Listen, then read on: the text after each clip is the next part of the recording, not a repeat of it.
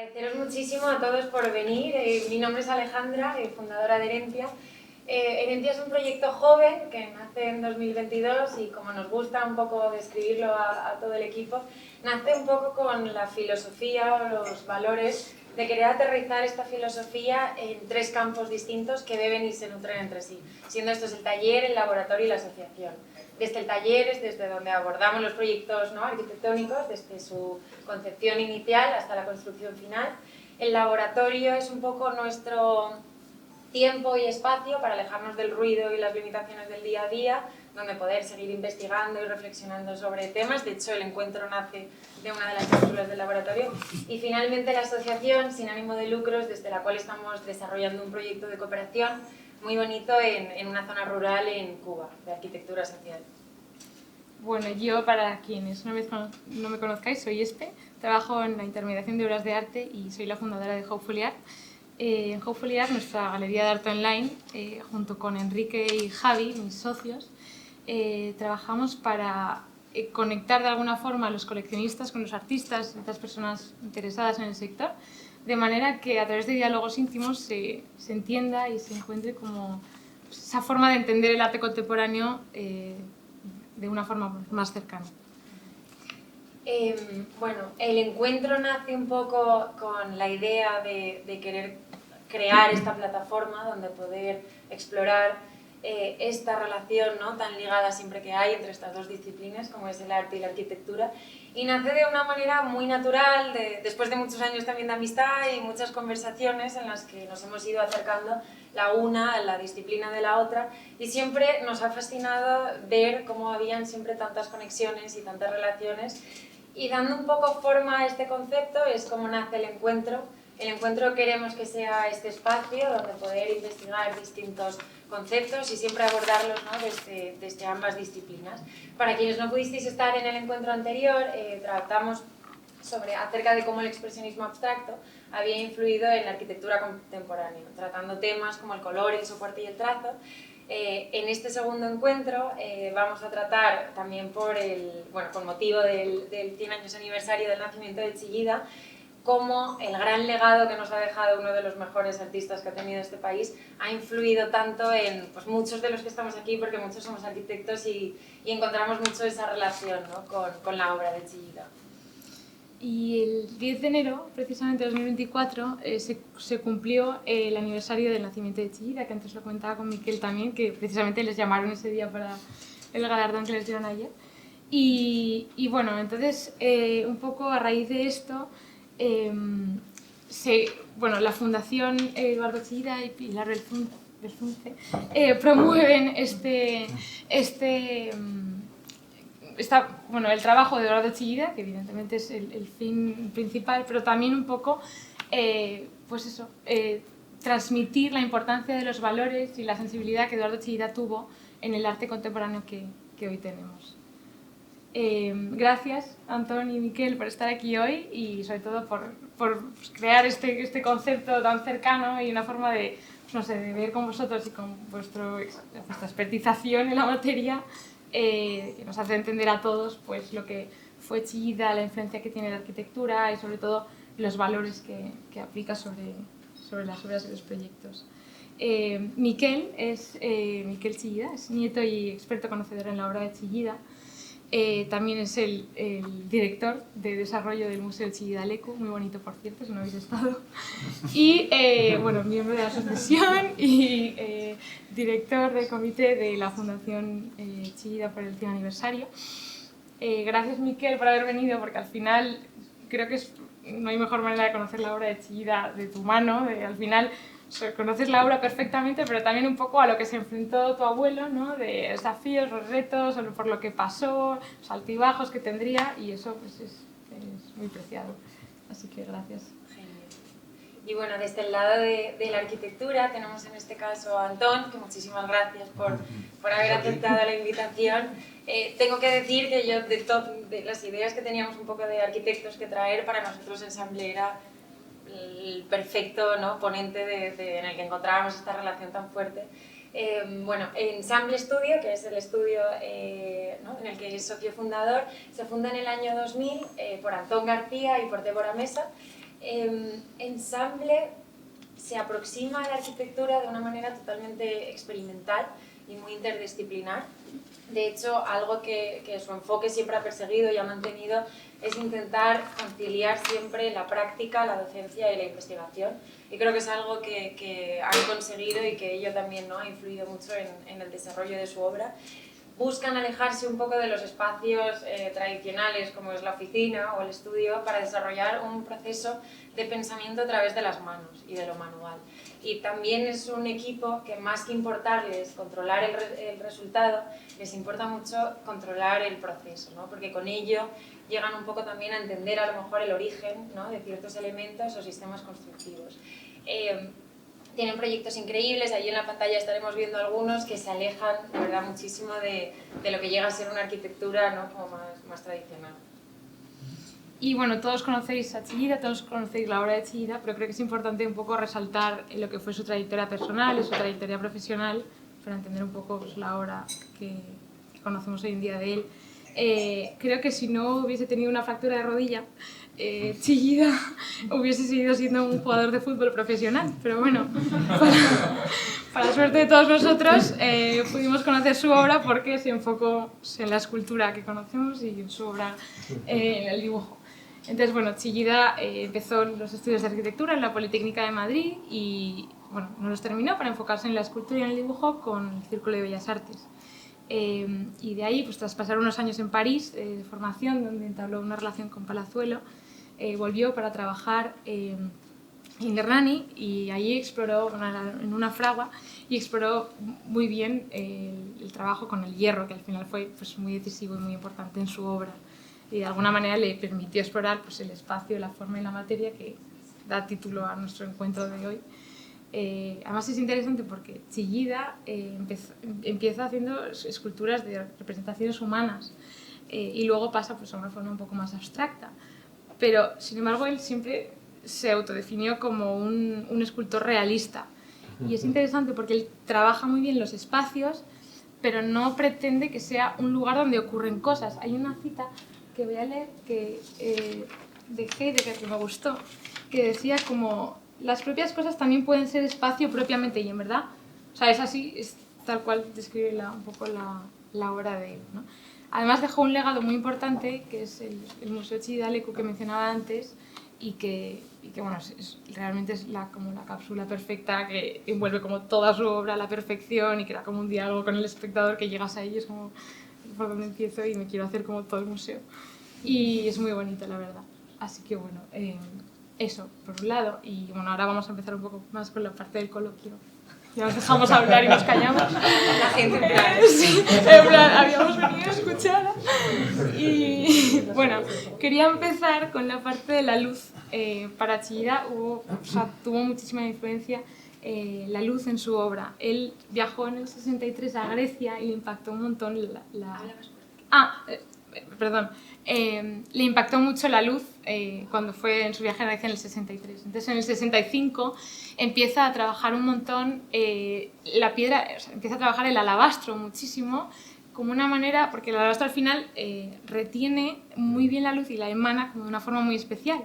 Entonces empieza esta serie de homenaje a la mar, en una serie de obras que también sale ahí, que le permitió como explorar esa naturaleza efímera de la luz, de cómo impacta sobre la piedra y luego sale, y al final crea como esa relación entre lo tangible e intangible, entre lo interior y exterior, y es muy interesante porque también era una forma para Chillida como para explorar esa relación entre lo físico, entre el material, que le daba tantísima importancia a él, ¿no? Pero también como un poco su proceso creativo y más como poético a la hora de crear sus piezas.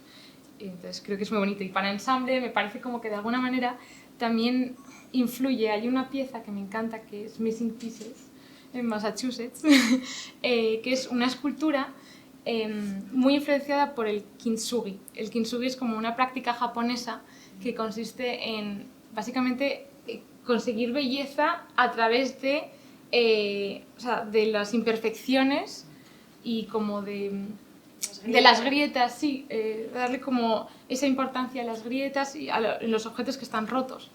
Entonces esto hace un poco con Missing Pieces que es una pieza, literalmente, que está fracturada, todos los pedazos ensamblan muy bien como un rompecabezas, pero obviamente faltan piezas.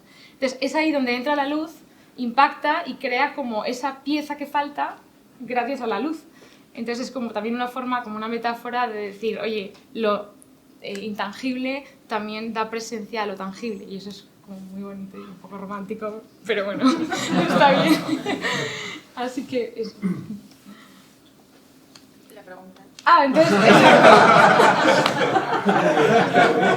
entonces os tengo que preguntar ahora una cosa muy importante. Vale, sí, entonces aquí entra mi duda.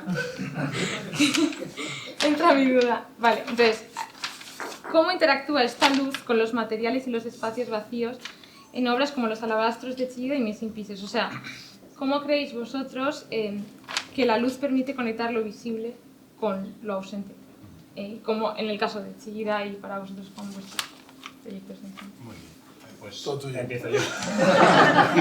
Gracias, Espe y Alejandra, por invitarnos y a todos vosotros por venir y bueno, por esta fantástica introducción. Casi te voy a preguntar yo cosas a ti, que lo haces maravillosamente bien. Entonces, con el alabastro, que un poco ya has explicado un poquito, ¿no?, de dónde viene esa voluntad de trabajar esa piedra tan especial, ese material tan especial. Y cuando hablas de la luz, para mi abuelo, diré Aitona, me lo permitiréis, que ese abuelo en euskera es como siempre lo he llamado. Para mi Aitona la obra de alabastro estaba hecha de luz en sí mismo. O sea, el hierro, ¿no?, que es el alabastro es el material que trabaja después del hierro y la madera, pero para él el hierro era una cuestión de límites. Él cuando trabaja las obras en hierro en esos años 50, cuando va a trabajar con el herrero, él decía que el hierro es un material absolutamente conciso y perfecto a la hora de delimitar el límite. Y él decía que todo siempre se acentuaba cuando tú estabas cerca de los límites. Daba igual la disciplina, daba igual, siempre que estás aproximándote a un límite, hay algo, hay una tensión, hay una fuerza, hay algo que si no, no hay. Y por eso el hierro, en esa etapa el hierro o el acero posteriormente, trabaja el espacio, porque es el límite del espacio. Pero el alabastro no, el alabastro él lo considera como si fuese una pila de luz, la luz entra y la escultura, la obra, está hecha de luz, no de alabastro. Ahí radica la belleza de la propia obra. Y cuando hablabas de esta técnica, ¿no?, de esas vetas, el alabastro tiene sus propias vetas. Claro. Y de hecho intensifica esa sensación de que está hecha de luz, porque ves todos esos umbrales. A mi Aitona le encantaba trabajar el alabastro porque decía que siempre era una aventura. Nunca sabías cómo iba a ser la piedra. Y entonces él no va con una obra preconcebida al alabastro. Él va con una idea aproximada de lo que quiere, pero el propio material, la luz que va encontrando, las vetas, van de alguna manera modificando y la obra acaba siendo lo que quiere ser. No lo que quiere el artista, sino lo que quiere la obra. Es un diálogo entre ambos.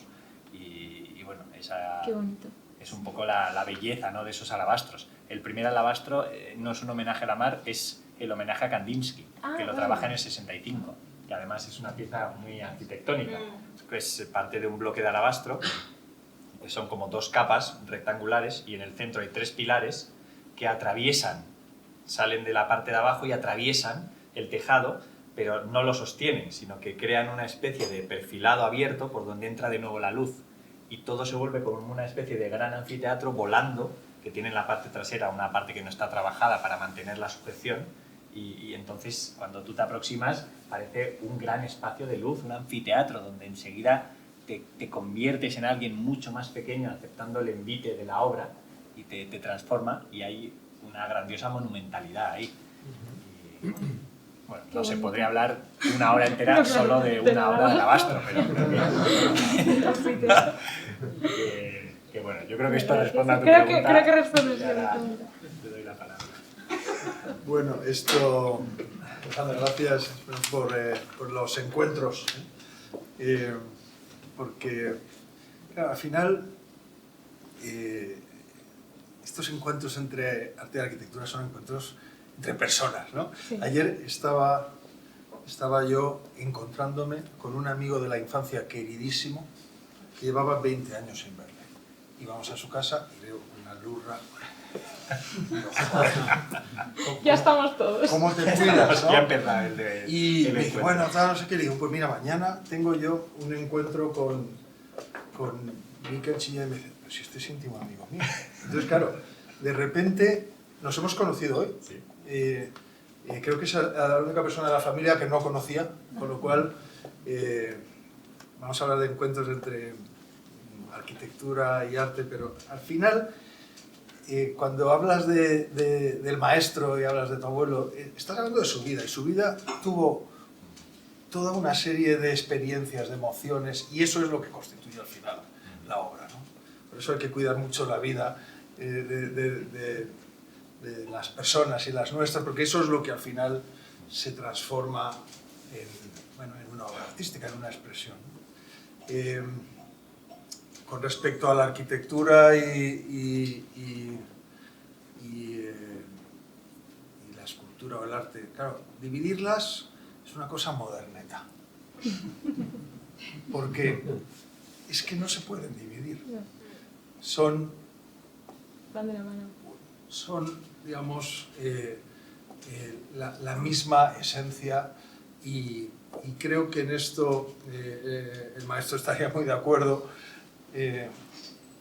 porque esa división es una división muy moderna. Esto se lo preguntas a Miguel Ángel o a Brunelleschi y te dices, ¿de qué me estás hablando esta división? ¿No? Entonces, claro, cuando te encuentras expresiones artísticas que integran eso a nivel material, conceptual, a nivel de escala, donde el lenguaje de las acciones, bueno, da igual que sea en un objeto, que sea en una montaña, bueno, yo creo que en el fondo se está hablando de algo que no me atrevería yo a decir si es arquitectura o arte, o habría que buscar una palabra, ¿no? Otra nueva. Y en nuestra pequeña parcela de trabajo así lo hemos entendido desde el principio. Y el encuentro con la obra de Chilla, se lo estaba contando a Mikel antes, yo tengo un maestro que es Donostiarra, y que a mí me introdujo de estudiante al mundo chillidiano y me llevó a Zalaga y conocí el proceso de construcción del caserío.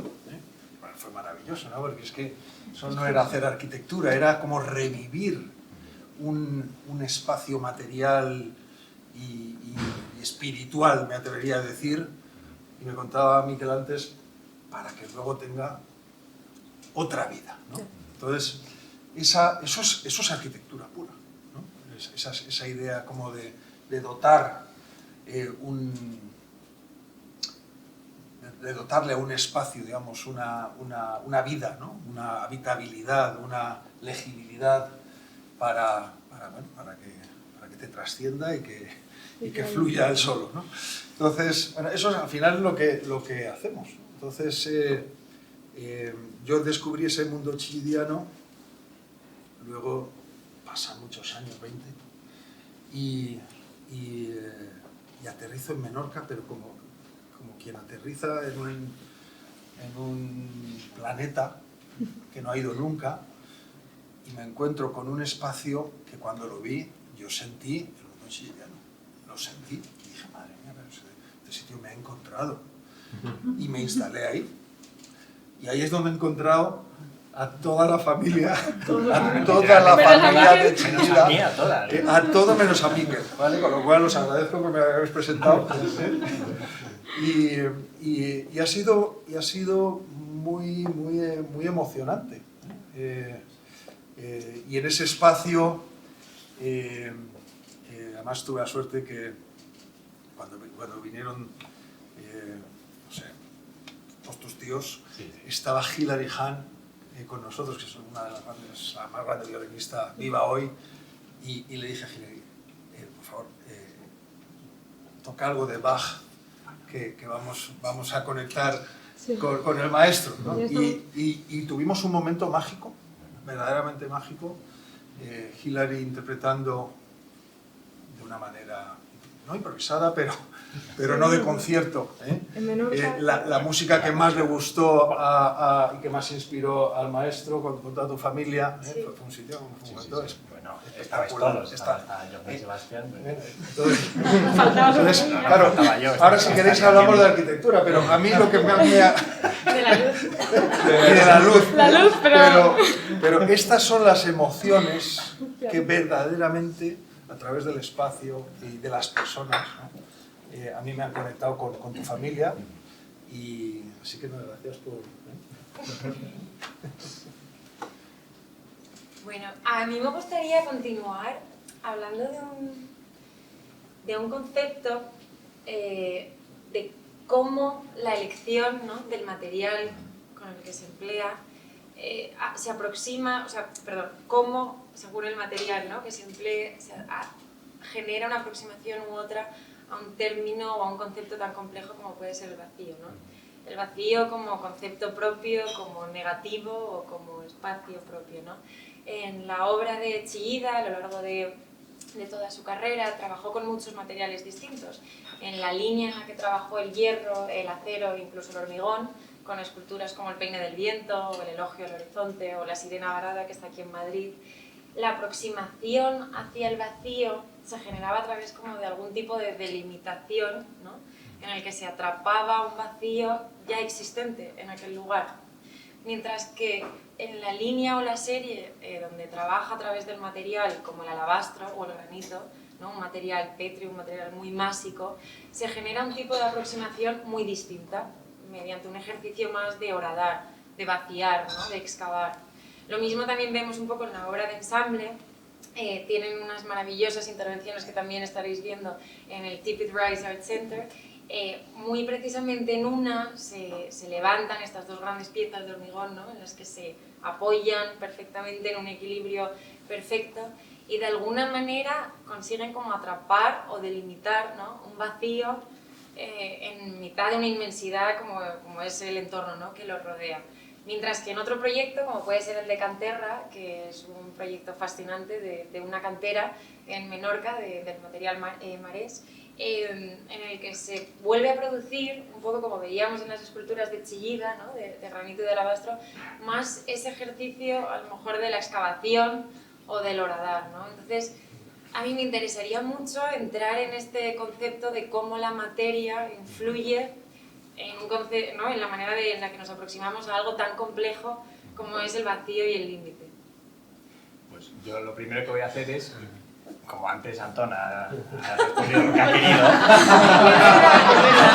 voy a usar son muchos años. Voy a usar como mi comodín también, no. Voy a decir que ha sido una maravilla conocerte, porque yo no me podía creer que la ha conocido toda mi familia y yo no estaba en Menorca ese puñetero verano. Y digo, manda narices. Y cuando te conoció uno de mis primos, que fue el primer Chillida que le conoció, me llamó a mí y digo, yo, no puede ser, pero este verano vais a ir, sí, este verano no puedo. Bueno, esto está pendiente, sí, pero bueno, más allá de ello, que bueno, conocía tu obra y que sepas que tenía unas ganas inmensas de estar hoy aquí contigo.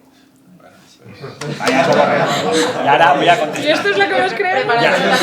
Y ahora voy a contestar a la pregunta. Nos vamos a hacer mi caso. Porque me puedo ir, o sea, y veo que tú también, o sea, que esto va a ser pedir las pizzas, que esto va para ti. Entonces, por ir un poco y bueno, y preguntad lo que os dé la gana, vamos a meter una capa más todavía, que para Naytona el arte era precisamente ser curioso, todo se basaba en ser curioso, en tener curiosidad, en querer ver un poquito más allá de lo que se ve a simple vista, y eso es lo que le hizo artista durante toda su vida. O sea, que no os cortéis, pero por favor, si tenéis una pregunta, si a todos os parece bien, cuando la tengáis, levantéis la mano y la preguntáis, porque será la mejor manera de que esto sea verdaderamente un gran encuentro. Y volviendo al tema, yo diría que en el caso, desde luego, de Chillida, de Naytona, cómo se aproxima él a esta, como dices tú, ¿no?, a cómo si horadar, si crear el lugar, el espacio. Esto es una cuestión, para Naytona la obra no era una obra suya, era una obra suya y de un compañero que era absolutamente indispensable en su obra, que era el material. Es imposible hacer, es imposible. Se pueden trabajar el acero, por ejemplo, por poner un primer material, de muchas maneras, o de dos, básicamente, que se funde o no se funde.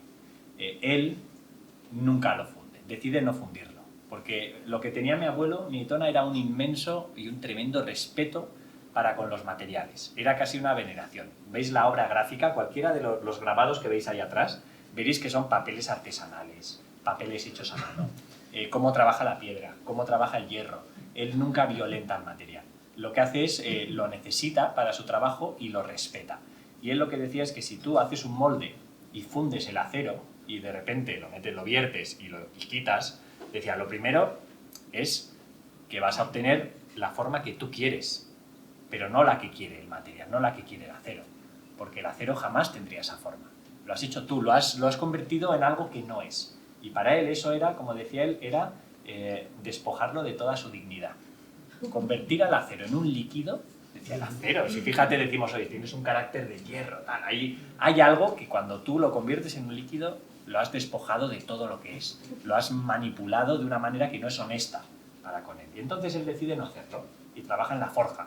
El trabajo del herrero, del martillo y el cincel, pero a una escala monumental. Claro, esto conlleva una serie de condicionantes fantásticos, pero la respuesta, lo que pasa, es que tú cuando generas un movimiento en el acero responde, dada su naturaleza, y de repente aparecen unos pliegues, unas compresiones, depresiones, hay unas ondulaciones en la obra que tú cuando la miras, tú reconoces al material. El acero sigue siendo acero, sigue expresándose en su propio idioma, en su lenguaje natural.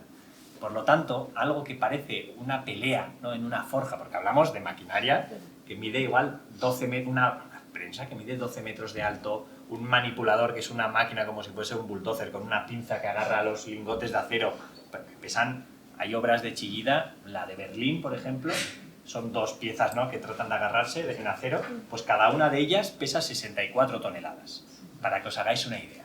Hablamos de un trabajo, un trabajo muy duro y muy complejo, pero es un trabajo que no es una pelea con el material, es un baile. Los dos están yendo a la par, el ser humano, el artista, y la naturaleza, el material. Y esto pasa con cualquiera de los materiales que trabaja. Con el acero lo que obtienes es formas que le corresponden al acero.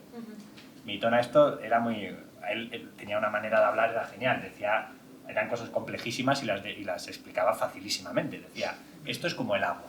Decía, tú el agua te la puedes llevar al sitio donde tú quieras.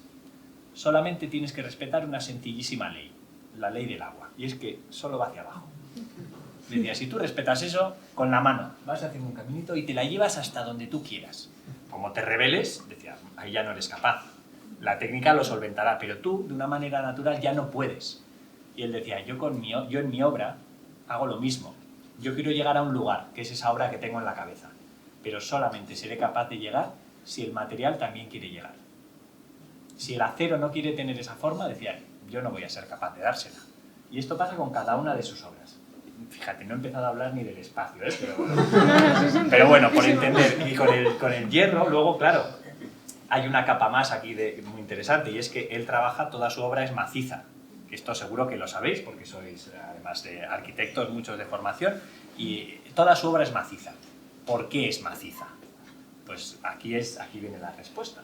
Porque para él, el espacio es un material más. Él dice que él, como escultor, cuando tú ves una obra de Chillida, de hierro, me da igual un alabastro, un granito, una lurra, la que sea, para él la obra no está hecha solo, si es un hierro, no está hecha solo de hierro, está hecha de hierro y de espacio. Por lo tanto, el espacio es un material más para el escultor.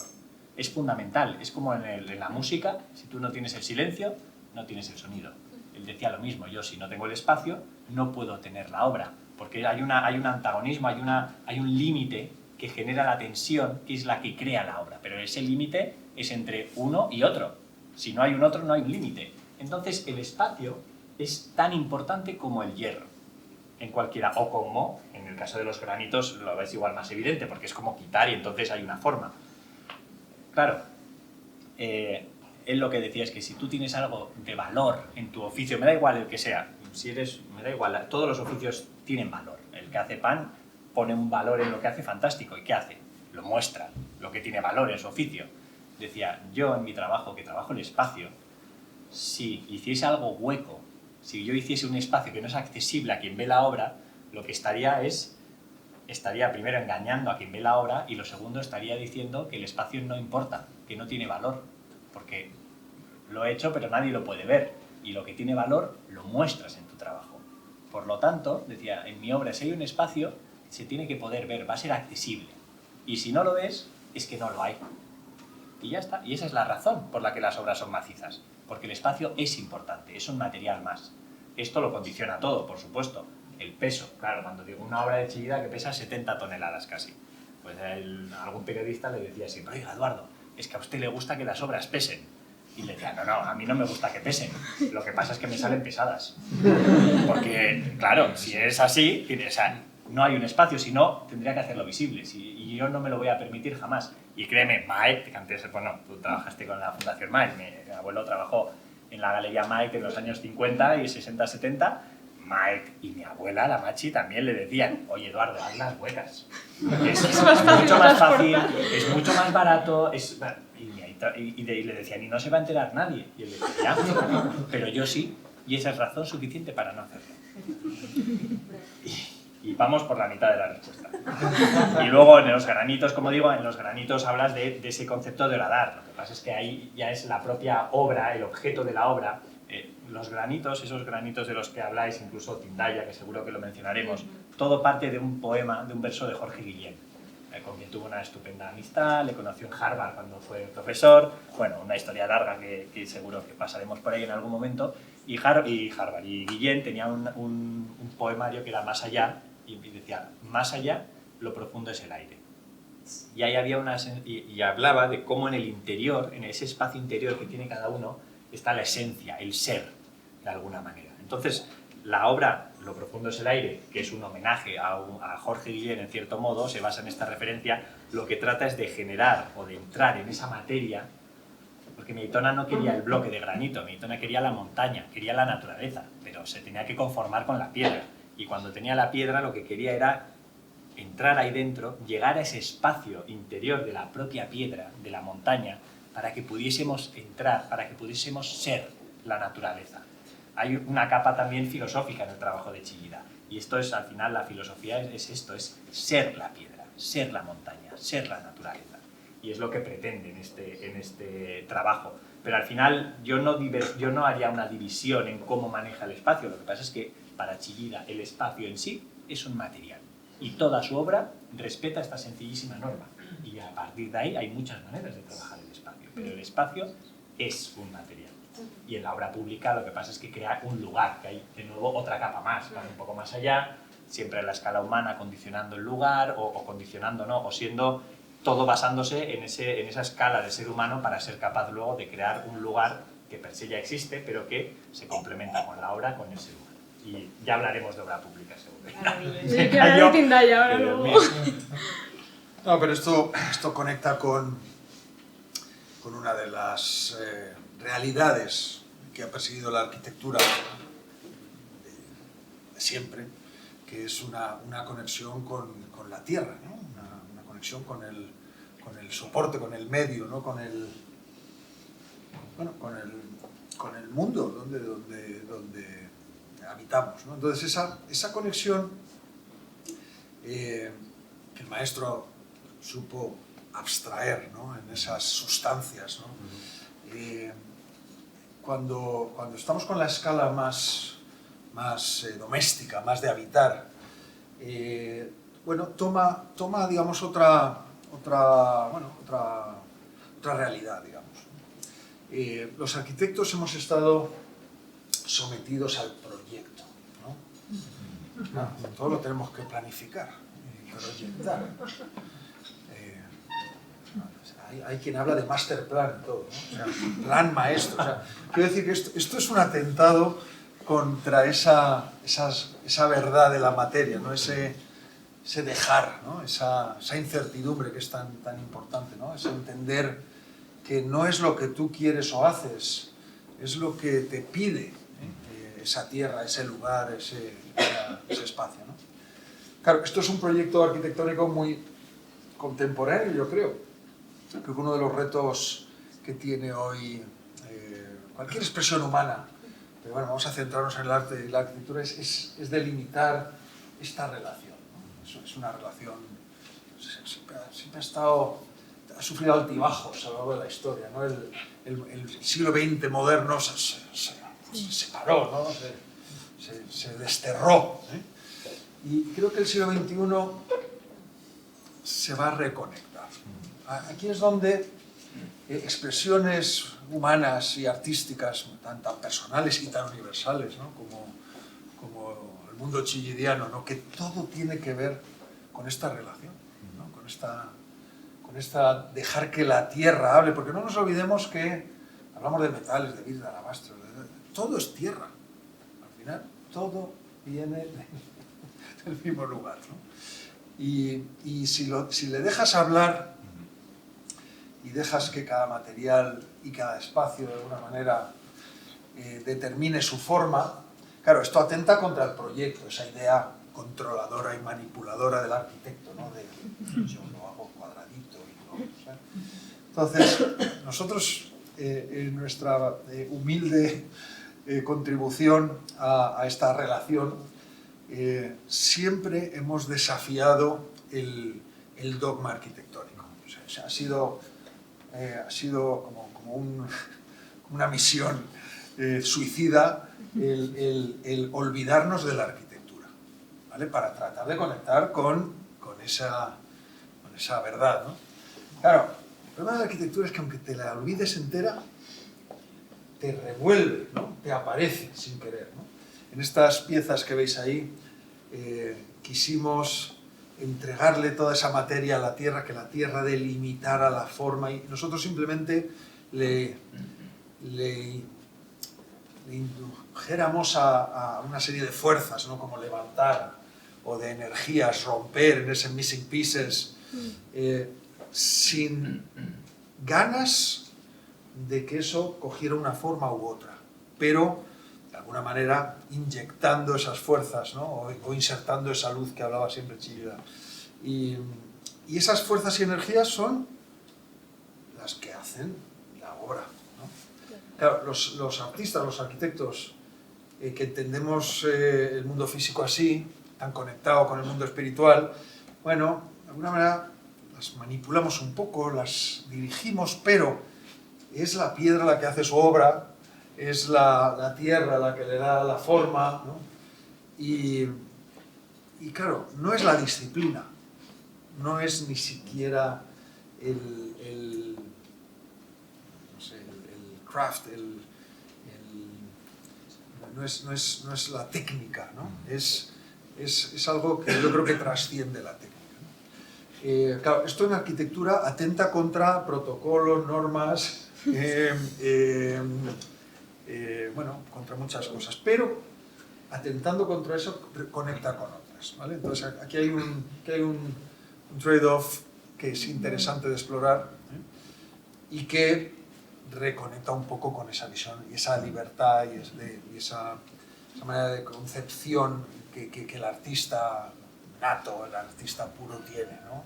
Donde estoy hablando sin datos, pero me puedo imaginar al maestro teniendo en cuenta siempre toda la historia del arte, pero detrás, ¿vale? Porque es que no hay otra manera de dar un paso adelante si no te quitas la mochila, ¿eh? Y te reconectas con lo que tú, intuitiva o sensiblemente, consideras que es tu guía, ¿no? La materia, el espacio o la tierra, ¿no? Yo sí que me atrevo a hacer una pequeña afirmación dogmática, estando en contra de los dogmas, que si hay algo, si hay un invariante, es esa tierra, ¿eh? Esa pelota, ¿no? Esa tierra que conecta nuestros espíritus, la fisicidad de nuestras acciones, nuestras necesidades y deseos. Es decir, creo que por eso esa lurra es la misma tierra de la arquitectura, y da igual que estemos en Donostia, que en Menorca, que en Seúl o que en las montañas rocosas, ¿no? Ahí hay una conexión. Si hay alguna, esa entiendo yo que es una conexión. Las Lurras decía que eran como un universo en sí mismo, que se había ido creando con ese tiempo, un universo completo, y ahí luego estaba ese trabajo de experimentar en el universo. Vale. Y, o sea, pero me surge una duda un poco fuera de ya guión y todo, pero ¿hasta qué punto, o sea, os permite, claro, todo esto experimentar? O sea, porque tanto Chillida, por ejemplo, como vuestro trabajo es muy experimental, o sea, os centráis un montón pues, en toda la novedad, en que sea muy artesanal, también industrial de alguna forma, pero ¿hasta qué punto os permite eso manteniendo ese leitmotiv de la tierra? No sé si... Bueno, por elaborar, ya que yo creo que cuando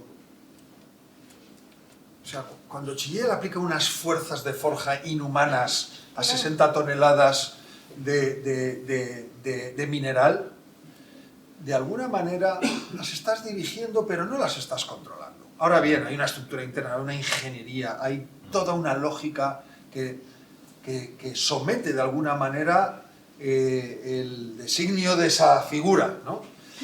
Claro, en la arquitectura es un poquito más obvio este gesto, pero hay Las pizzas. hay libertades, ¿eh? Hay pequeñas libertades que el arquitecto tiene que conciliar. ¿Cuánto entregas a lo circunstancial y cuánto tienes que someter a la ingeniería, el código, la mecánica? Claro, pues si te encuentras con una cosa que de repente te surge y a ver cómo Claro. la abarcas. Entonces, esto yo creo que es una parte de disciplina y de construcción. Y yo recuerdo haber oído en el discurso de la Academia del Maestro, yo estaba en la escuela y me pareció fascinante, que él decía que el arte es construcción, ¿vale? Es decir, si tú eso lo sometes al designio y al rigor de lo constructivo, claro, lo constructivo tiene muchas capas, una de ellas la ingeniería, la construcción, la técnica, ¿no? A mí Tona lo que decía era que todas las disciplinas del arte tienen dos denominadores, dos elementos comunes indispensables, que son la construcción y la poesía, que sin uno de los dos no existe. Y yo creo que aquí un poco, por seguir con este tópico que es fascinante, claro, el arte es una disciplina muy especial. ¿Por qué? Porque se olvida o prescinde totalmente de una función.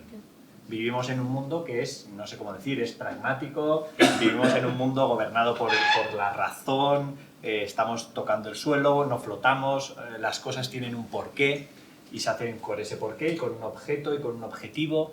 Claro, el arte es una rara avis en el ser humano porque no atiende o no responde a nada. El arte se basa solamente en una pregunta, en una inquietud.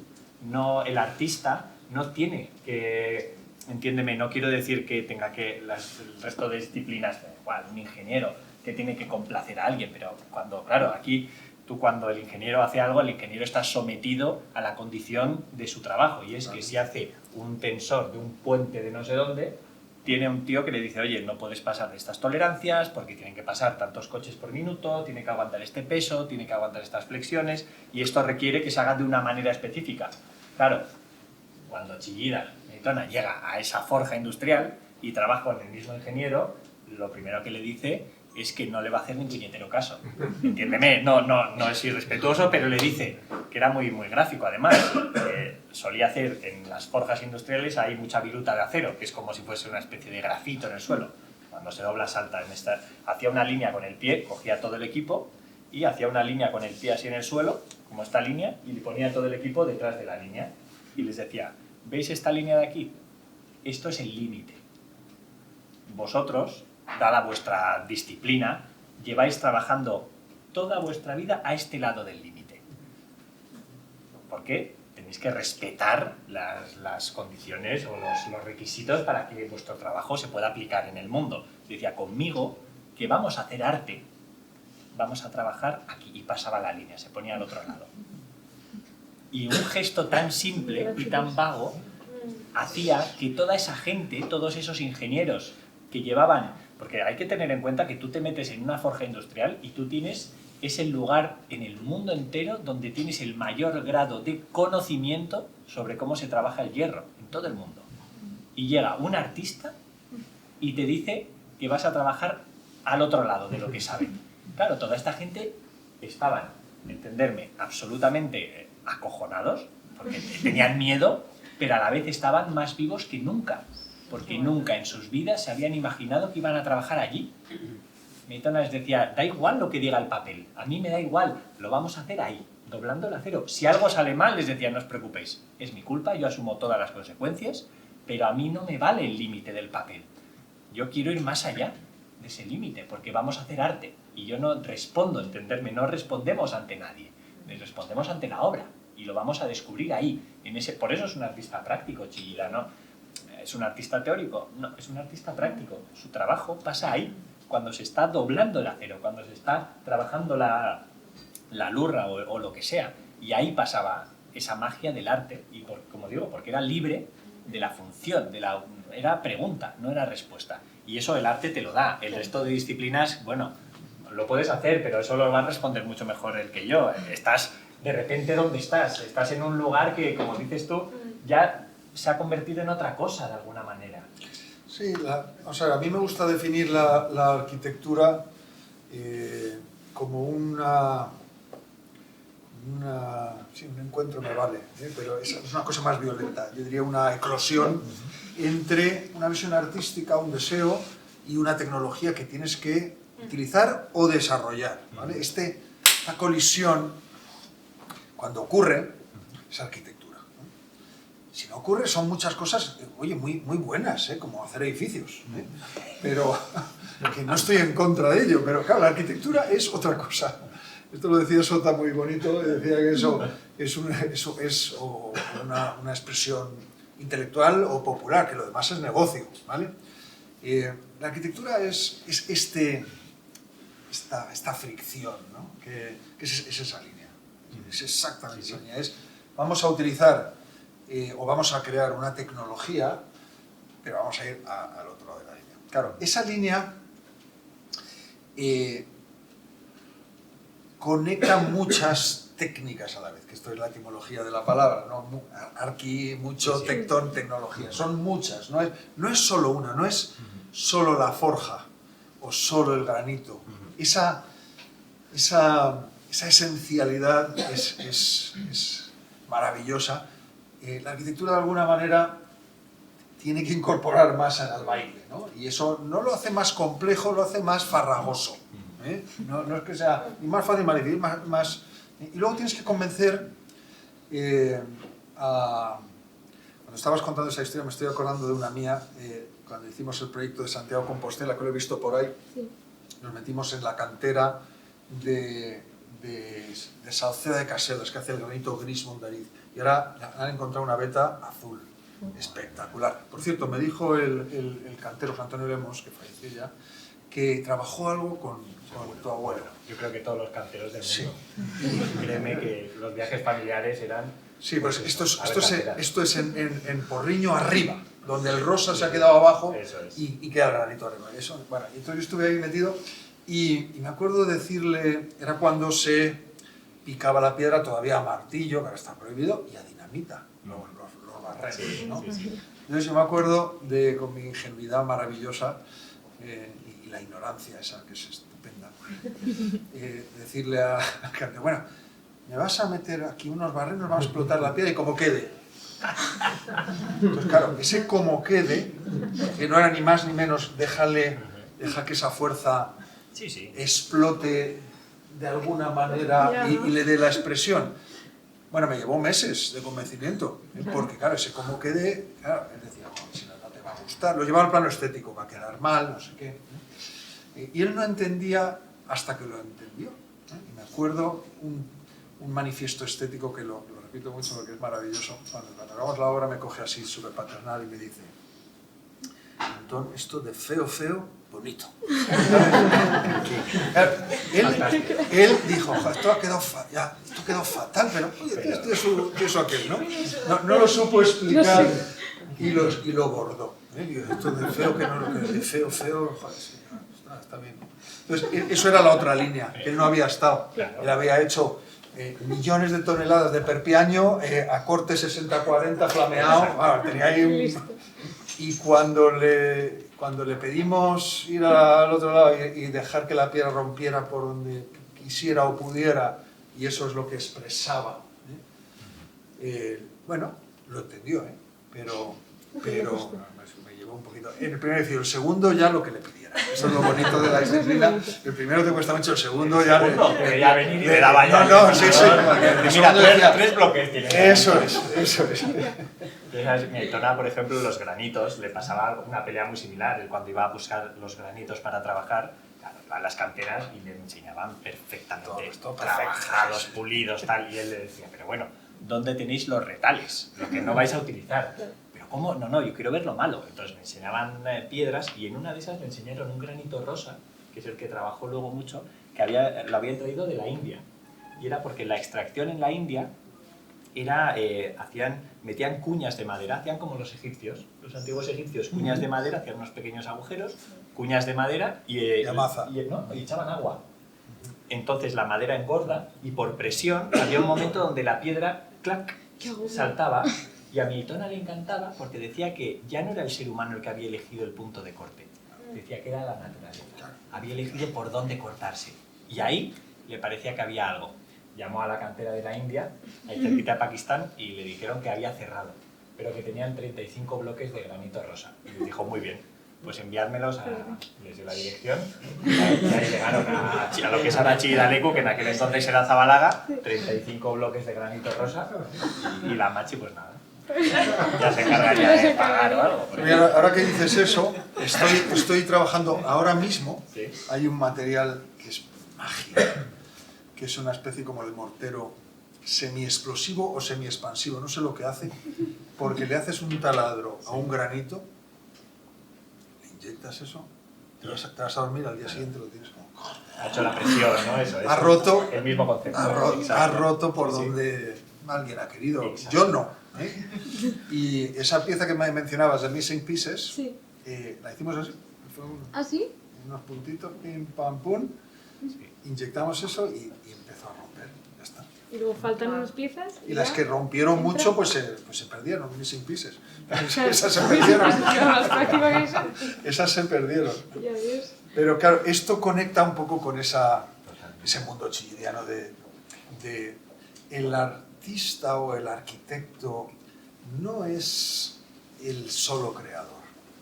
Hay la materia, las fuerzas con las que trabajas, son las que de alguna manera determinan mucho de la obra, ¿no? Sí. Mi Aitona lo llamaría incluso el presente. El presente es fundamental en la obra.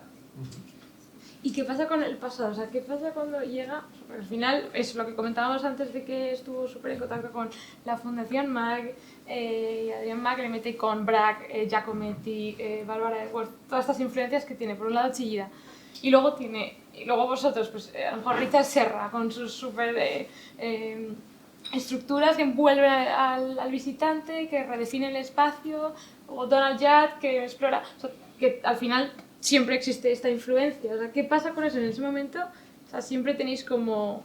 O sea, es inevitable tener las influencias de alguna forma, pero... Claro. Sí, pero es que esas siempre están y siempre van a estar. Y de hecho, si no estuviesen, habría que hacerlas, porque son parte del momento. Cada artista, cada arquitecto, cada persona está en continuo, está recibiendo los inputs, está proyectando todo lo que percibe, todo lo que conoce, y lo proyecta desde su propia esencia y su propia identidad y su propia idiosincrasia en la siguiente pieza que sumar a ese gran tomo de lo que sería el arte, de lo que sería la arquitectura y de lo que es la humanidad, haciendo lo que hace, la virtud, en cierto modo, está ahí. Pero no lo puedes, yo creo que ningún artista puede decir que es una... Quiero decir, yo soy independiente y no he visto nada en mi vida y hago... Claro. No, bueno, con todo el cariño del mundo yo no creo en ello. No. Porque es imposible y porque además no es necesario, eso no le hace menos él. Claro. Cada uno busca su camino. Mira, mi Aitona tenía con cariño, pero tenía un problema con el concepto de la enseñanza del arte. Él no creía en la enseñanza del arte. Decía que en el arte lo que te van a poder enseñar, un profesor lo que te va a poder enseñar es, por un lado, la técnica, que ya lo has mencionado, la técnica es maravillosa, pero la técnica no es arte, la técnica es técnica. La técnica la podríamos traducir como belleza, pero de nuevo, ¿la belleza es arte? No, la belleza es belleza, maravillosa, pero no es arte, arte es otra cosa. Y decía, y lo segundo que te va a poder enseñar un profesor, un artista, es su camino ya recorrido. Dice, su camino ya recorrido le ha valido a él, pero al siguiente no le vale, el siguiente tiene que crear el suyo.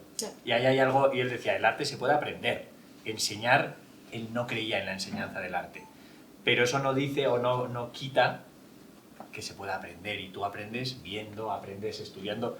Antes lo has dicho, a mi Aitona sus primeras obras son figurativas, a él le apasionaba el arte griego, era el arte que más le gustaba, los clásicos, el primero de los clásicos, Fidias, le apasionaba. Y toda la primera etapa, 3 años en París, cuando deja de nuevo, está 1 año en el Círculo de Bellas Artes y lo abandona también, y todos esos 3 años son obras trabajadas en yeso, bloques de yeso seco, trabajados con martillo y con cincel, o sea, no esculpía, sino que hacía el trabajo un poco de los griegos, del mármol, y son obras figurativas. Lo que pasa es que llega un momento donde él ve que lo que está haciendo ya está hecho, y le empieza a pesar demasiado, ve que son obras. Maet se enamora de la primera obra que hace Aitona. Se expone en el Salón de Mayo del 49 de París. Esto es un hito, pero impresionante. Un artista que acaba de llegar con 25 años y ya está exponiendo con Maet en el Salón de Mayo de París. Es una locura.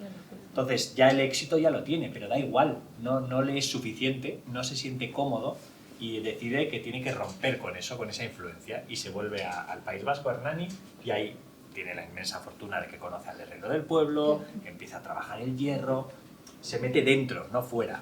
Pero para llegar a eso ha tenido que ver, ha tenido que descubrir, le han tenido que gustar las cosas. Por eso, por supuesto que todo ese pasado está ahí, pero eso no es más que una base para que tú hagas tu presente. Es bonito también lo que acabas de decir, porque bueno, a él mismo decía que nunca le gustaba explicar, ¿no?, una obra suya. O sea, no le gustaba explicar porque entonces condicionaba la manera en la que se entendía la obra. Y es muy bonito porque entonces al final el espectador también cobra, ¿no?, o sea, todas las opiniones, todas las lecturas, ¿no?, al final son, ¿no?, le dan a esa obra igual de válidas. Igual de válidas, eso decía él. Decía, si explico una obra, la gente se va a creer que esa es la explicación buena. Y decía, y esa es solo la mía. Cada uno tiene la suya. Y todas son igual de válidas que la mía. Sí, esa evidencia, ¿no? Esa evidencia muchas veces figurada, ¿no?, o esa aparente verdad en la cual nos educaron, ¿no? A los arquitectos se nos educó en la verdad, ¿no? La virtud está en el La virtud en la verdad. Y yo creo que la arquitectura es toda una ficción, ¿eh? Es una ficción donde esa verdad se sublima, se trasciende y se proyecta a una interpretación donde cada espectador, cada habitante, la contemplación o la habitación es una interpretación donde tú vas a recrear algo que es tuyo, ¿eh? Entonces, cuando hablas de Fidias o las cariátides, todo esto son representaciones, ficciones de por dónde transita la gravedad y qué es lo que cuenta esta gravedad, ¿no? Una cariátides es el ejemplo más maravilloso de esta ficción, ¿no? Son columnas, pero no tienen ni ganas de ser columna ni necesidad, porque están hablando de otra historia, de una ficción maravillosa, que es la que a través de la escultura o a través de la arquitectura conecta con Fidias o con Chillida o con Fisac, ¿no? Es decir, ¿por qué vamos a hacer una estructura que tiene la forma de un hueso? ¿Es esa la verdad constructiva? No, la verdad constructiva es muy aburrida si lo llevamos al terreno de vamos a llevar 50 toneladas al plano del suelo. No se hace con un hueso. Se puede hacer con un hueso. Por cierto, los huesos tienen sus formas asociadas a una escala, a una participación de un contexto biológico. Es decir, cuando Fisac elabora esa ficción maravillosa, está creando un mundo que es el suyo, ¿no? Entonces, claro, este relato, ¿no? Este relato que hay que culminar, yo creo que es lo que conecta el arte y la arquitectura con nosotros, ¿no? Pero no es la verdad. Yo creo que la arquitectura trasciende la verdad. Esa línea chillidiana la voy a utilizar yo mucho en el estudio mañana. Mañana voy con una tiza, voy a hacer así ras, y la voy a representar. Te voy a mandar. No se vaya a caer algún edificio, ese salto, ¿no? Ese atrás del espejo, ¿no? Claro, eso trasciende la perfección, la técnica, la realidad, la tecnología, Ese es el salto al vacío de verdad, ¿no? Pero claro, es como cuando se habla de la perfección, ¿no? Es otra cosa que me aterra, ¿no? No hay nada peor que la perfección, ¿no? Es como una línea, hasta aquí, imperfecto, aquí perfecto, y de aquí para acá, ¿qué hay? ¿No? Entonces, todas estas cosas, el mundo del arte yo creo que las ha tenido muy claras. El mundo de la arquitectura lo estamos aprendiendo, ¿vale? Sí. Es la belleza que hay en la imperfección, que cuenta todo lo que ha habido detrás, ¿no? Que cuenta esa historia que ha sufrido la materia junto con el creador, con el artista, no sé. Esa no es una historia de perfección. La perfección te la da un 3D print o un láser, ¿no? Pero una lurra no es perfecta, es mucho más. Te voy a decir otra para que les cuentes en el estudio. Vale, con el tema de la perfección. Mañana va a haber terror. Porque cuando acababan precisamente las obras, ¿no? En la forja, siempre, claro, en la forja pasan muchas cosas. Tú ahí estás con cadenas enormes, moviendo vigas, haciendo espacios. Y entonces de repente, pues una cadena pegaba en un momento dado, cuando estaban moviendo, sacaban del horno, el manipulador se torcía un poco. Hablamos de cosas muy complejas donde todos estaban haciendo algo que de hecho no habían hecho nunca, que no sabían hacer, era la magia, la virtud estaba ahí precisamente. Y entonces cuando acababan las obras, siempre venía alguno, oye Eduardo, esto mañana tal, lo voy a esto te lo dejo perfecto, lo voy a dejar perfecto. Esto te lo dejo perfecto. Y mi editor me decía, pero no, ni se te ocurra tocar eso. Decía, si esto es bellísimo, esto es como nosotros, que con el tiempo vas empezando a tener tus cicatrices, tanto en tu cuerpo como en tu mente, y nos conforman, nos hacen ser lo que somos. Decía, la obra necesita sus cicatrices porque son su historia y la hacen lo que es. Y enseñarles o explicarles esto, de nuevo, buscaban esa perfección de la que tú hablas y era todo lo contrario, hay que huir. La perfección no es eso. El problema de la arquitectura es que la imperfección te puede llevar a juicio. Ya. Entonces, claro, hay que convencer a mucha gente de eso. Ahí te enfrentas a un némesis muy... Obviamente, ¿no? Imagínate, oye, qué grietas están saliendo. ¡Qué belleza! Mira cómo cae el agua, mira cómo... El agua me cae a casa. Esos son pequeños límites, pero... Pero no se va a caer el techo. No se va a caer. Pero y si se cae va a ser precioso. El Tarata arte. de agua, mira que ducha en el salón. Pero fíjate, esto es un proyecto cultural también, porque, claro, a mí me gusta mucho hacer estas analogías. Me estoy imaginando esos años 50 donde estaban creciendo unos artistas que querían demoler todo lo que venía de atrás, ¿vale? Esa era su misión, ¿no? Y recrearlo todo. Y entonces surgen muchas cosas que hoy ya son muy canónicas, ¿no? O sea, hoy vemos 4 brochazos, eso ya es un clásico, pero en arquitectura no hemos llegado ahí. En arquitectura estamos todavía en no sé dónde estamos 100 años atrás de evolución de lo que podríamos entender de cómo ha evolucionado el mundo del arte, donde el trazo, esa imperfección, es obvio, ¿no? Que no tiene que ir perfectito a líneas, ¿no? Una banana en la pared con un tape. Sí. Eso es un itinerario que, más que yo creo que la arquitectura disfruta estos 100 añitos de perspectiva, vamos siempre por detrás y vamos a ir viendo cómo vosotros vais ahí como desbrozando el camino, ¿eh? Los artistas... ¿Y tú crees que llegará? Porque yo en la arquitectura la veo, al final, está condicionada por esta necesidad de ese uso del espacio. Es decir, yo sé, Militona sabía que nadie va a vivir dentro de una de sus esculturas. Bueno, lo puede intentar, porque tú espacialmente puedes, pero no carecen de una función, no cumplen con una necesidad, digamos, práctica.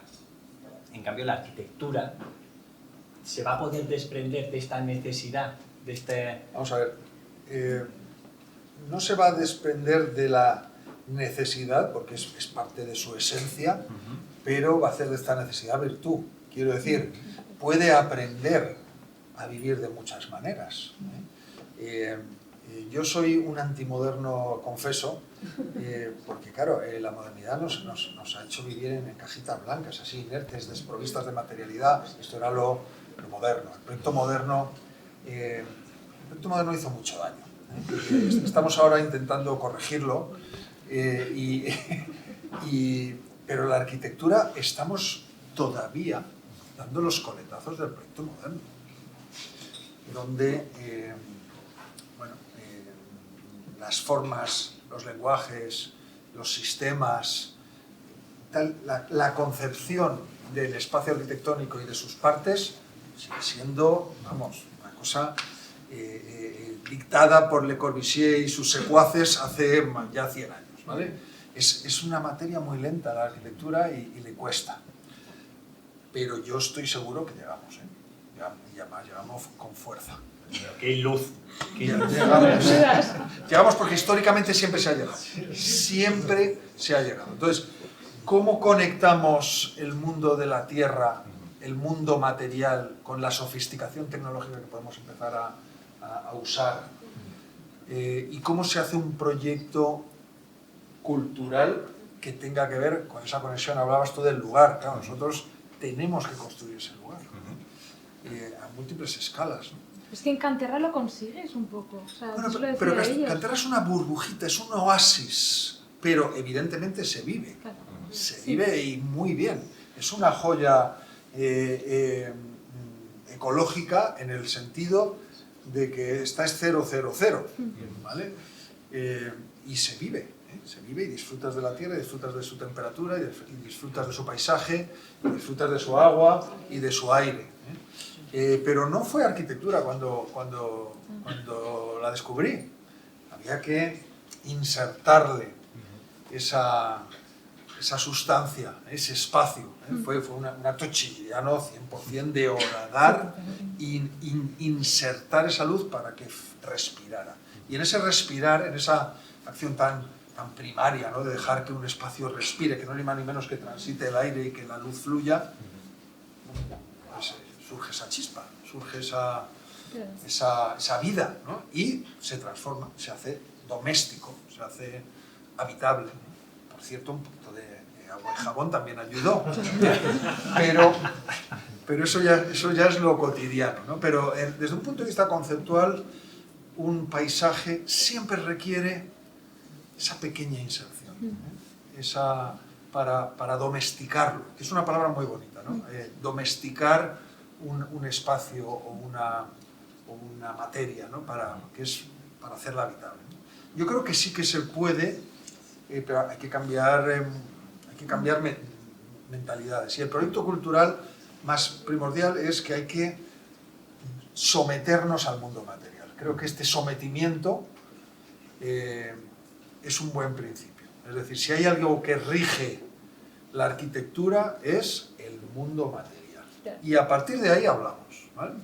No esa soberbia moderna de que la arquitectura la rige el estilo, ¿no? Es una ordinariez hoy hablar del estilo, ¿eh?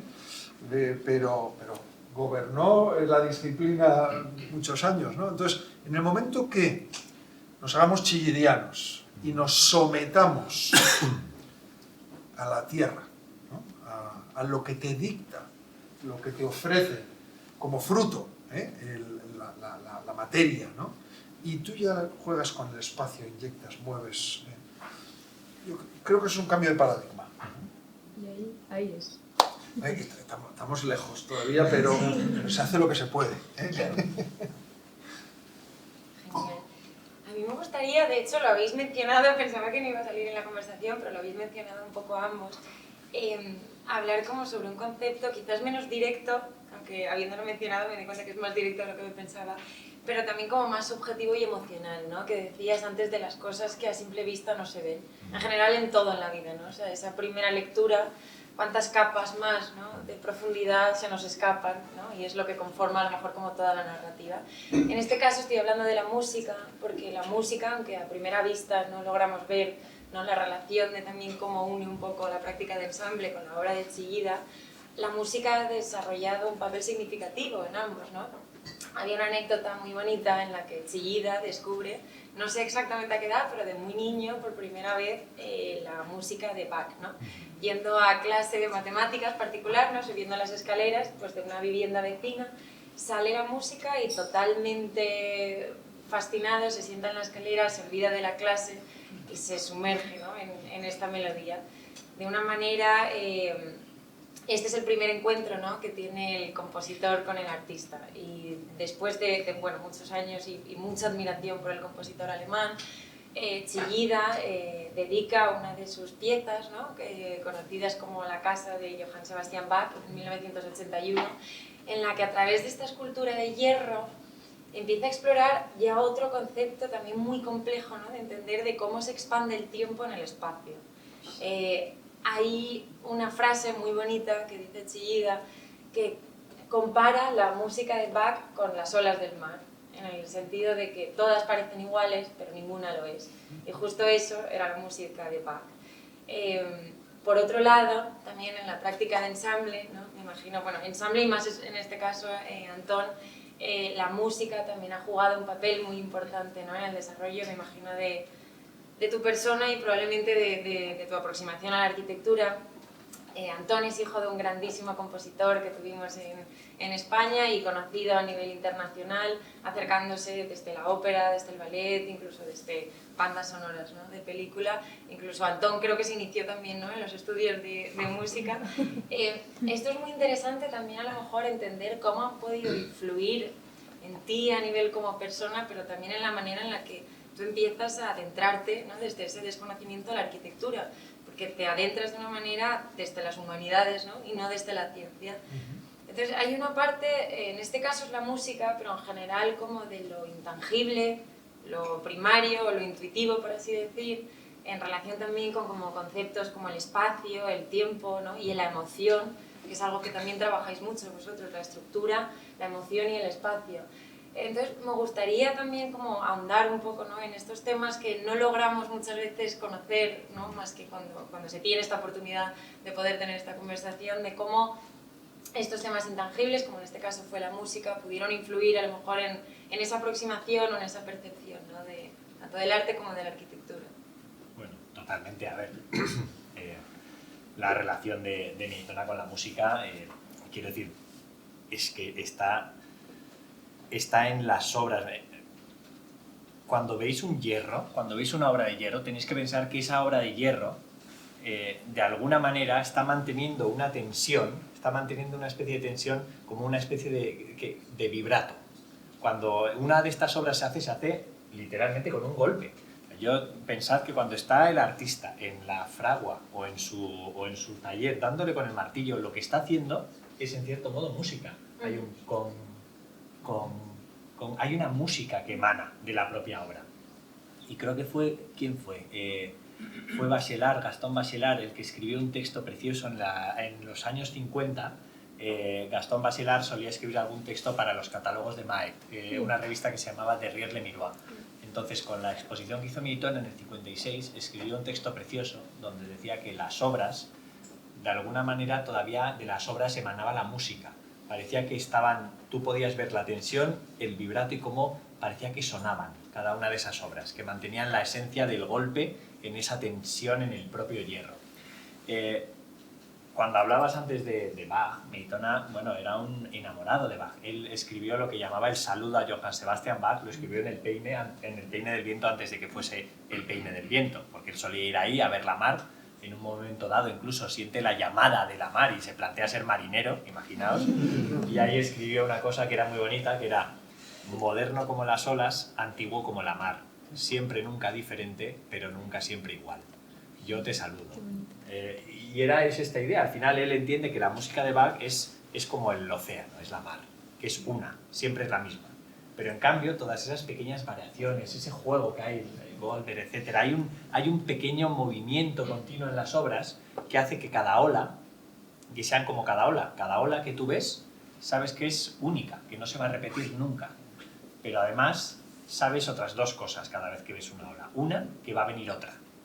Y la segunda es que va a ser diferente siempre. Y esto es una constante, pero una variación constante, lo cual mete una capa súper interesante. Mi Aitona decía que Bach había sido, igual no te conocía tan bien, el mejor arquitecto de la historia. De todos los tiempos, es verdad. Sí. Por cómo construía, ¿no? Para él era construcción, la música, construcción y poesía, ¿no? Antes lo hablábamos. Entonces la música es, como digo, es un elemento más en su obra. Y también esto viene a colación porque era una persona curiosa, como digo. Tú te lo podías, a mi Aitona, te lo podías encontrar ahí cuando ya, a partir del año 80, 81, cuando ya existe lo que es hoy en día Chillida Leku, cuando compra el lugar, antes de empezar a que sea lo que es, igual ibas ahí y lo veías sentado ahí en un banquito mirando una rama tal y parecía que estaba ensimismado durante 3 horas. Y luego te pones a leer el libro Escritos, que es la recopilación de sus aforismos y anotaciones, y hay una que dice: algo sabe esa hoja moviéndose en el viento que yo no sé. Claro, dices, ahí estaba trabajando porque su cabeza estaba atenta. Y esa es la curiosidad necesaria para ver, es esa. Vivimos en un tiempo que va a 2000 por hora. O sea, el tiempo, de hecho, mi Aitona, es que, bueno, si entramos en estas capas, entramos en terreno peligroso. Mi Aitona decía que la humanidad había hecho algo tremendo con el tiempo y con el espacio.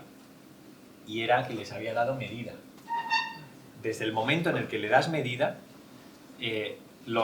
creemos que sabemos lo que es el tiempo. No sabemos lo que es el tiempo. Sabemos medirlo, que no es lo mismo. Pero el saber medirlo nos da tranquilidad, porque nos permite controlarlo. Antes hablabas del control. Nos permite gestionarlo, nos permite proyectar hacia adelante y hacia detrás. Pero no saber lo que es. Aitona decía que el pasado y el futuro son dos muletas que nos hemos inventado para no perder el equilibrio en el presente. Y que el presente era siempre contemporáneo, siempre estás en un continuo presente y no es el tiempo una sucesión de presentes, pero el presente se te escapa, cuando tú lo quieres ver ya es pasado. O sea, hay una reflexión, de nuevo, ser curioso. Y con el espacio decía lo mismo, hemos aprendido a medirlo, 1 metro, 1 kilómetro, un metro cúbico. ¿Qué es el espacio? Él hablaba de densidades, hablaba de que el espacio y el tiempo eran hermanos, de que el vacío y la materia eran lo mismo, pero hablaba de una diferencia de velocidad y por lo tanto de densidad, de que el espacio que traspasamos va muy rápido, es un espacio muy ligero, pero este es un espacio más lento y por eso nos chocamos con él, va a otra velocidad y hay una densidad que no tiene este otro espacio, pero que es la misma materia en el fondo. Y bueno, todas estas reflexiones están en su obra, porque la escultura es un medio de expresión, no es la escritura, no es la música, es la escultura, y es donde él se plantea todas estas preguntas y donde las trabaja y nos las ofrece a nosotros. Hay que fijarse en los títulos, son sutiles. Sí. Consejo al espacio. Hay una serie, bueno, y las series, sí. Porque antes lo he comentado, lo estábamos comentando de alguna manera. Cuando veis las obras de Chillida, muchas veces veréis que hay un número romano después del título de la escultura. El peine del viento, por ejemplo, el de Donosti, es el número 15 y hay 23 peines del viento. El primero es del año 52 y está en el Reina Sofía, es una escultura de este tamaño. Claro, es que toda la obra de mi Aitona es obra única. Él no hace ediciones, no trabaja el bronce, no funde, no hace el acero y luego se hace un molde y de ahí se hace una serie, que era lo más habitual y sigue siendo lo más habitual en el mundo de la escultura. Para mi Aitona el arte era ir a lo desconocido. Decía que el artista, la primera vez que hace algo, puede que sea arte o puede que no. Pero la segunda vez que lo hace, seguro que no es arte, porque ya sabe hacerlo. El saber, el conocimiento, decía que era un problema para el artista. El artista no vive ahí, no vive en el conocimiento. Ahí vive el ingeniero, vive el técnico. El artista vive en el conocer, que es un umbral, es una línea. Cuando lo has conocido, claro, ya se ha vuelto conocimiento. Por eso no te vale de nuevo. Entonces, lo que él hace en esas obras que van seriadas, lo que hace es trabajar una única pregunta o una misma pregunta a lo largo del tiempo. Lo explicaba como una espiral ascendente, así. Y tú aquí tienes una pregunta, una duda, una inquietud, que sería un punto, que sería una línea en este espacio tridimensional, y tú pasas por ese punto una, otra, muchas veces. Pero cada vez que pasas a una altura diferente, en un presente diferente, y tú eres otro. Por lo tanto, la manera en la que tú afrontas esa pregunta es imposible que sea la misma. Y al final eso lo relaciona con Bach. Es como un tema y muchas variaciones, un universo común donde continuamente hay una evolución en otra capa, que es el tiempo. A mí me encantaba, que no sabía yo esa definición de la música de Bach como el mar, ¿no? Como las olas. Pero es que esa es muy precisa, porque la estructura, el fenómeno físico armónico que genera la fisicidad de la música va por olas, ¿no? Recientemente, hace 4 o 5 años, se descubrió que el universo, la gravedad, se mueve por olas, que son las famosas ondas gravitacionales. Barry Barish, premio Nobel, y si nos hizo un texto para el museo, imagínate. ¿Ah, sí? Sí, bueno, sí. pues es profesor de MIT, está por ahí por los pasillos. Háblale de Chillida. Sí, bueno, pues le hablaré, claro que sí, es que no sabía yo esa conexión. Pero claro, es maravilloso de que con el conocimiento tecnológico y científico de hoy estamos descubriendo esas olas poéticas de Donostia que crearon el mundo emocional y ese conocimiento intuitivo, no científico, del maestro hacia lo que era la luz, que se mueven ondas, eso lo sabemos. La música, en otro espectro, pero también son ondas. Y últimamente, coño, está la gravedad, ¿vale? Es decir, que aquí no hay nada lineal, que la línea, esta no la hemos inventado, pero todo tiene ese fluir, ¿no? Entonces, claro, ese fluir cada uno lo expresa como puede, ¿eh? Jorge Guillén de una manera, Chillida de otra. Y recuerdo una definición muy bonita de la música de Bach, que hizo una folclórica, y no sé cuál era, que le hablaron de Bach y dijeron, sí, es como una máquina de coser Singer, pero con alma. Bueno, también es válido, porque habla de esa rutina, ¿no? Ese bucle, pero con alma, ¿no? Entonces, claro, la música, si conecta en su fisicidad más profunda con el espacio, y además conecta como el espacio con esa capacidad de meterse en nuestra entraña, ¿no? y de emocionar. Creo que esa es la conexión más real, ¿no? Es abstracta y es física. Es decir, una experiencia espacial es física, te puedes estremecer, la sientes, ¿no? Nuestro sistema perceptivo reacciona de una manera muy positiva. No es solo una experiencia mental, ¿no? Pero claro, la combinación es explosiva, ¿no? Es como juntar el amor y el sexo. Bueno, son dos maneras de entender una comunión humana, ¿no? Pero la combinación es buena, ¿eh? Está demostrado. Separadas también funcionan, pero la combinación es buena, ¿no? Entonces, esas conversaciones que yo tuve con mi padre, que por cierto, mi padre y tu abuelo se conectaron en los primeros 50 a través de Ana María Cartes, que era el nexo. Ana María, una musicóloga muy amiga de la familia y muy amiga de mi familia. Juntó estas conversaciones con la música y la arquitectura de estos dos jóvenes entonces. No sé si discutieron o no, pero sé que hablaron. Qué pena no haberlo visto. Ya, es que no habíamos nacido tú y yo. Pero bueno, que sí, hay una comunión. Son dos disciplinas tan polarizadas en lo físico, tan distintas, una efímera, una se la lleva al aire, la otra perdura y es eterna de alguna manera, pero en esa distinción hay una conexión brutal, porque es una conexión física y metafísica a la vez, ¿no? Y yo hablé muchísimo con mi padre de algo que yo nunca supe si era de arquitectura o de música, porque era ese algo era, bueno, lo que la conecta, ¿no? Hablas de estructura, hablas de espacio, hablas de color, hablas de forma, bueno, del tiempo, hablas del tiempo, hablas del ritmo, y claro, no me extraña esa conexión de Chillida con la música, es que se siente, ¿no? Sí. Le pasó a mi Aitona cuando en los años 50, cuando estaba trabajando, llegó, digamos, a un acuerdo con el herrero del pueblo de Hernani, y este hombre le dejaba trabajar en el taller, porque, bueno, le cogió como un aprendiz cuando vino de París, tal, y claro, había un grupo de aprendices y a las semanas le separó del grupo y le dijo: oye, Eduardo, lo siento, estás aprendiendo rapidísimo a manejar el hierro, pero es que me estás volviendo locos a todos los aprendices, porque estás haciendo cosas rarísimas. Me estás desaprendiendo a los aprendices. Claro, y me encanta porque le decía, y ellos están tratando de ganarse la vida con esto. Claro, no sé tú lo que quieres hacer, ellos se quieren ganar la vida con esto. Entonces le dio las llaves, era un tío genial, Manuel Illarramendi, le dio las llaves de la herrería y le dijo: yo trabajo de 6 de la mañana a 6 de la tarde.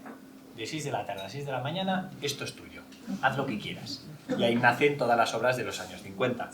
Y así además le mantenía el horno encendido, tal, y una noche trabajando, le fallaba la luz, entonces vino el electricista y vino más tarde de las 6, estaba mi tonada ahí trabajando, y después de estar unas cuantas horas ahí con él estaba trabajando una escultura, y cuando se va a ir el electricista le dice: oiga, ya sé lo que está usted haciendo. Está usted haciendo música una música, pero con hierro, una música de hierro. Y la escultura que estaba trabajando se llamaba Música de las Esferas. Y le dijo, mi Aitona dice que eso le llegó porque vio que lo que él estaba haciendo en ese lenguaje tal, lo había percibido, estábamos hablando de los años 50, igual 54, que lo que estaba haciendo él estaba llegando a ese electricista que estaba a la noche trabajando, arreglando la luz, y le reafirmó en esa idea de que lo que él hacía llegaba, era el camino. Qué bonito. Qué bueno. Pues, bueno, No sé cómo vamos de yo tiempo. tampoco sé cómo vamos de tiempo. No preguntéis ese tipo de cosas porque todos sabemos la respuesta. Está el código. No te han hecho ni caso a las preguntas. Nada. No preguntéis, menos mal, si no... Nada. Desayuno. Yo decir que estoy de verdad totalmente fascinada. Yo porque también ha estoy sido increíble. O sea, ya hemos preparado como 8 preguntas, pero ha sido increíble. Sí, pero no ninguna. Llevamos O sea, 3. Nos lo llevamos a casa. Os la lleváis, ahora os la Por email, mandamos. mandamos un email. nos mandan la a respuesta por todos. email. Pero yo quiero decir que creo que esto es lo bonito del encuentro, ¿no? Lo que Sí. ha pasado aquí hoy está... Y yo en primera persona lo tengo que confesar, yo llevaba también toda la semana súper nerviosa de tener a Antón, porque toda mi admiración también por su trabajo, y al final es eso, ¿no? No dejamos al final de ser personas, y ha sido increíble no solamente conoceros y conocer más, ¿no? La obra de tu abuelo y vuestro trabajo, sino también haber creado esta bonita conversación. Agradecemos también a todos vosotros por haber venido y habernos acompañado hoy. Yo también quiero agradecer a mi increíble equipo que lo ha dado todo esta semana, y el equipo de porque todo esto saliese tan bien. Nada, yo igual. O sea, es que estoy igual de fascinada. Yo todo igual, estoy igual de fascinada que Alejandra. O sea, es que sí, llevamos toda la semana preparando para solo escucharos ahora a vosotros, y es que, no sé, se ha multiplicado por 8, o sea, ha mejorado por 1000 lo que teníamos en mente para la charla. Así que gracias, de verdad, por estar aquí hoy. Y gracias a todos vosotros, a Javi, Vicente y, bueno, Enrique, que no está, y el equipo de Herentia, obviamente. Así que nada, si tenéis alguna pregunta, aprovechad, porque... ¿Y nadie? ¿Ningún valiente?